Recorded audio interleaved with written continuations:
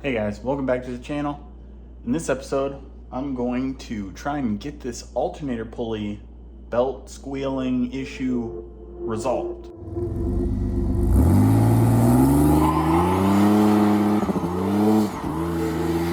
I'm gonna pull the alternator off right now.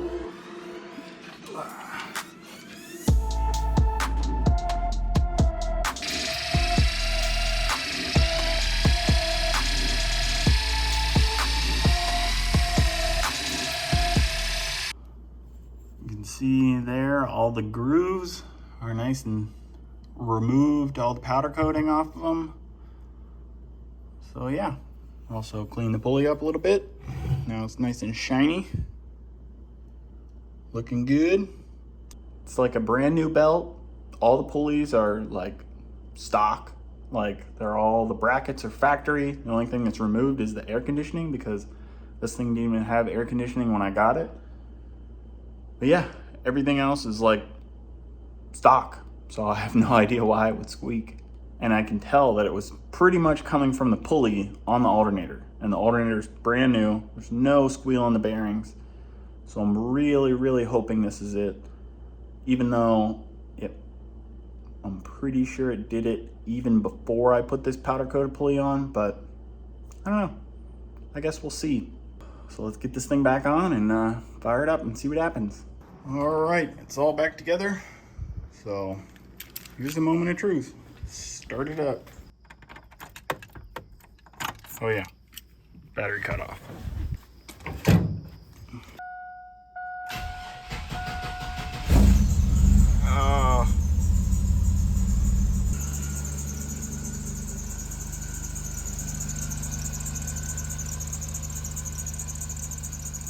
Well, that clearly was not it.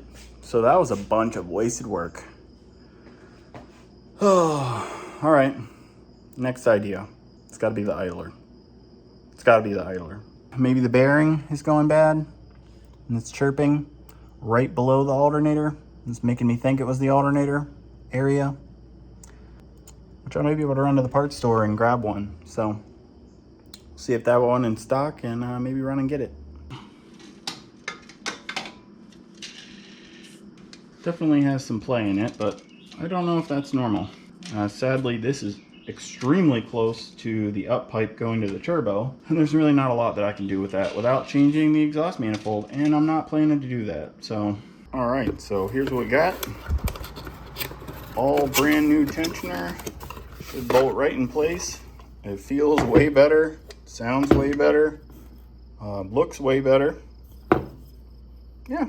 Should bolt right into place, and hopefully we'll be nice and quiet now. Got the new guy on there, and yeah, we'll see how it sounds. Still squeaking. Oh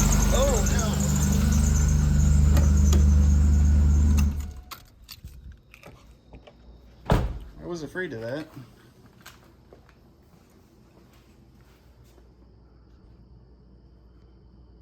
Oof. That's not good. That's bad.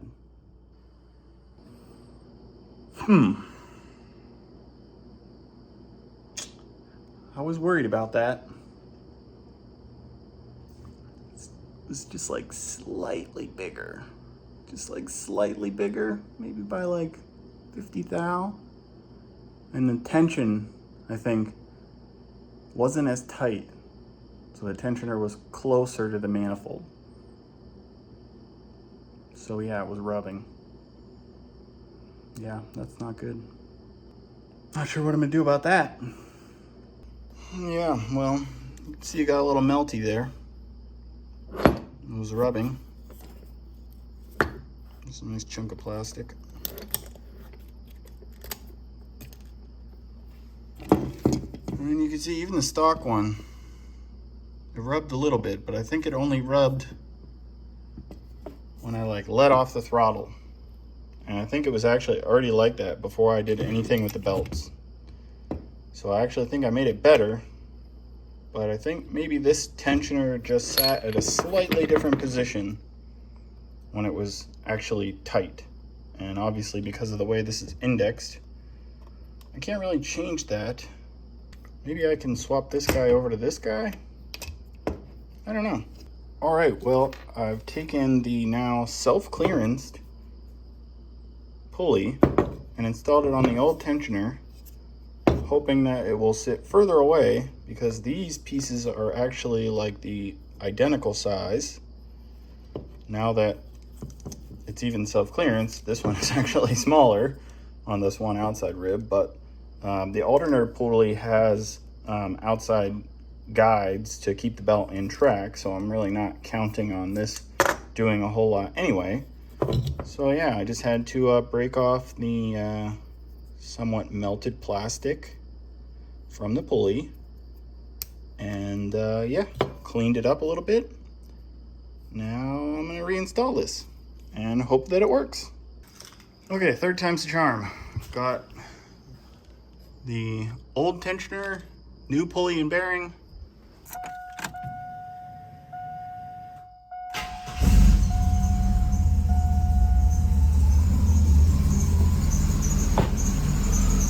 Quieter? Nope. Okay, just had a revelation. I have the belt off. I just put belt conditioner all over it, letting it dry a little bit.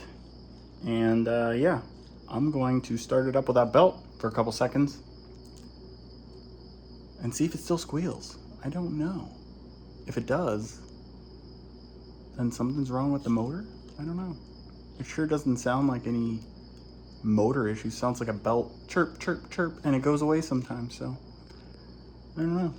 Let's hope it's not the motor.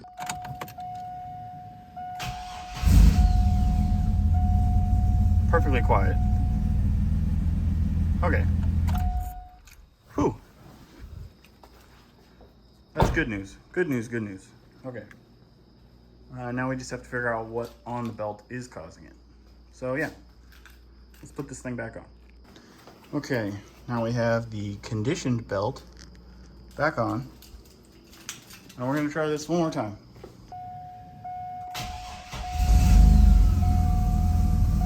It's quiet. Yay. Woo, it's quiet. Oh no, now it's starting. What is it? What is it? All right, well, I couldn't help myself. Pulled off intercooler pipes. I really wanted to get to the water pump. I thought that was maybe it. It spins just fine. No play whatsoever. I was worried about this going bad because sadly got this on eBay quite a few years ago, and it looks like I can't find it anymore. It's actually an aluminum water pump as opposed to the stock cast iron. So yeah, I'm hoping that's not bad. I really just still don't think that's bad. I think that might be the culprit. This is what tells me it's bad. And that's not the pulley, that's the entire shaft that is moving.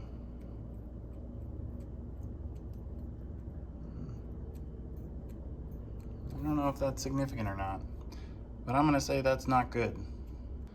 But yeah, I bought this reservoir for the power steering and I love it. It's really good. It's got a baffle internally so it doesn't just shoot back in and aerate the fluid, but sadly I think I might actually have to put a cooler on this. Probably should have done it a long time ago. I know they have pretty simple ones that are just like a loop, but I might just try and get like a more substantial one because it is, you know, on the brakes and the power steering, and it runs quite close to the turbo kit, which is not ideal. Anyway, I could probably mount it like under the intercooler. So yeah, that pretty much kills my hopes to going to the track tomorrow. Probably order some parts this weekend. So yeah, more things to fix on the truck than I thought, sadly. But yeah,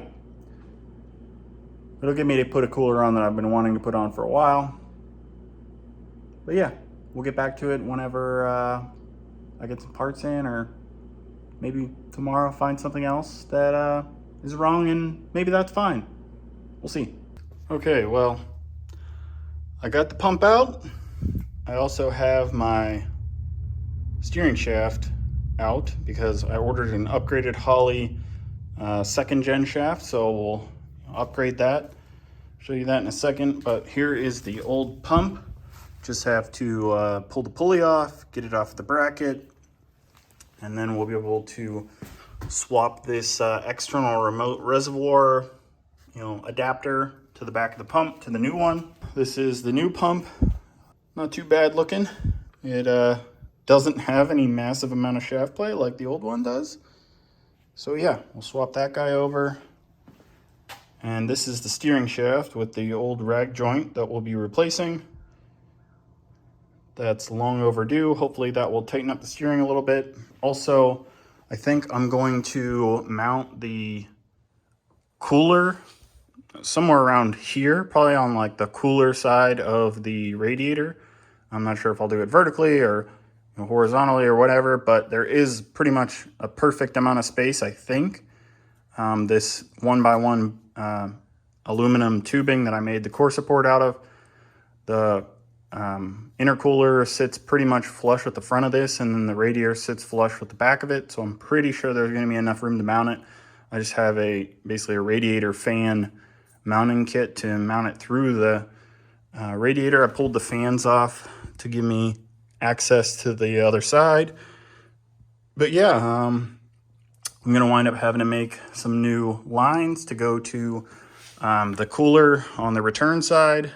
But yeah, the cooler is probably not going to come for another couple days, but I will get the pump back together and maybe even put on and start to try and figure out like how many lines I need to make and whatnot. But once we get the cooler back and I get an idea of where we'll mount it, I'll come back and show you guys what I came up with. Okay, well, I got all the parts I was waiting for, including the power steering cooler, which is really a transmission cooler. It's so large, but I think that'll do the job.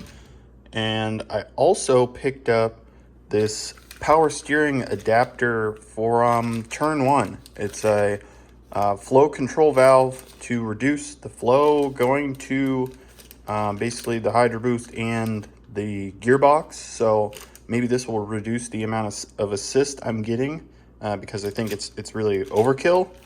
I really don't have any feel in steering wheel. I can turn it with my pinky.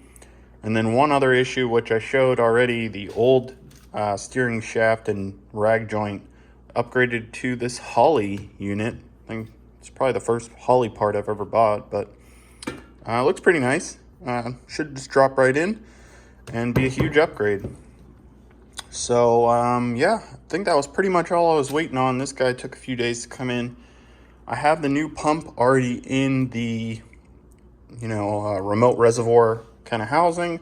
I need to toss that flow control valve in there, and then I think it's really reassembly from there. And then the biggest thing is I'm gonna have to find out if I have enough line, and yeah, hopefully I have enough of that with the kind of a stainless braided line.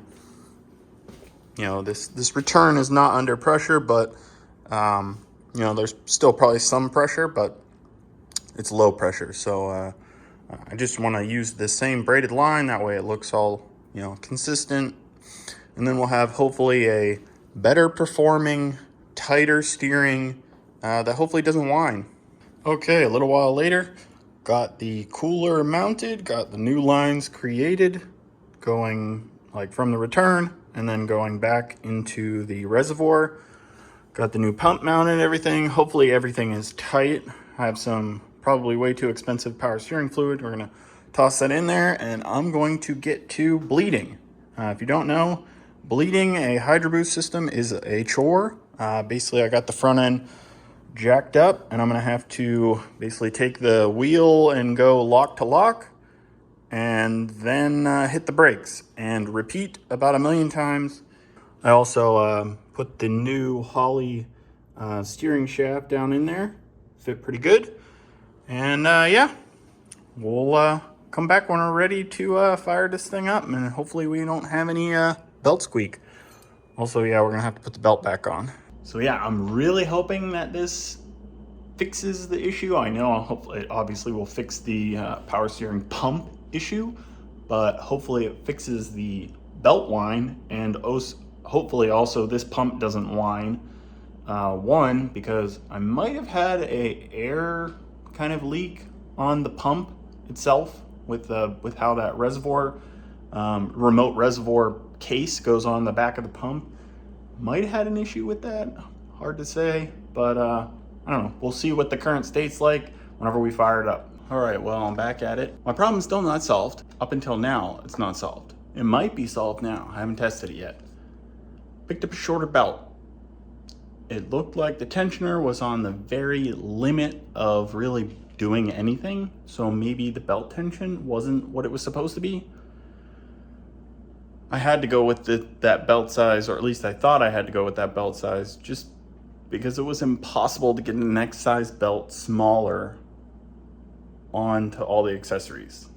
I'll show you. So this is the smaller size belt, and you can see that there's a very small amount of room to remove tension to be able to actually get the belt on and off.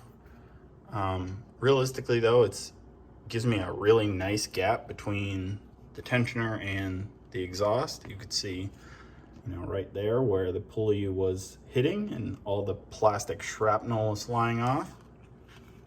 But yeah, hopefully this helps.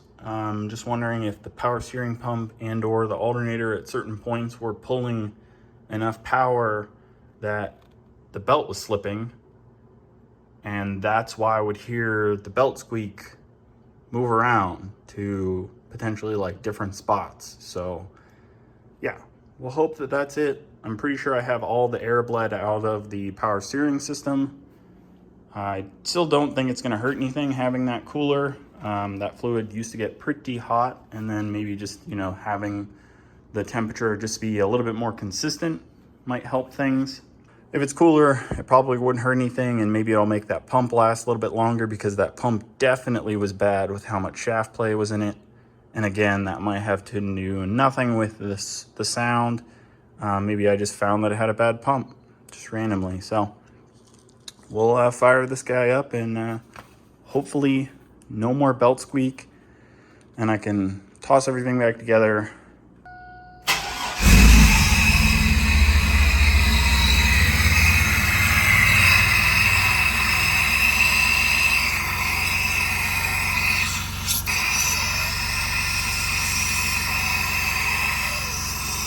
All right, guys, so here's the moment of truth. I'm gonna take the truck for a spin. I have the power steering fluid topped off, have everything good to go. It sounds really good. We're gonna start it up, and then yeah, see how the new steering shaft, power steering pump, the cooler, all that work, and then also maybe give it a little bit of boost, because it's been a while. So yeah. Oh, and also I detailed the interior because it was looking quite dirty. So yeah. Fired right up.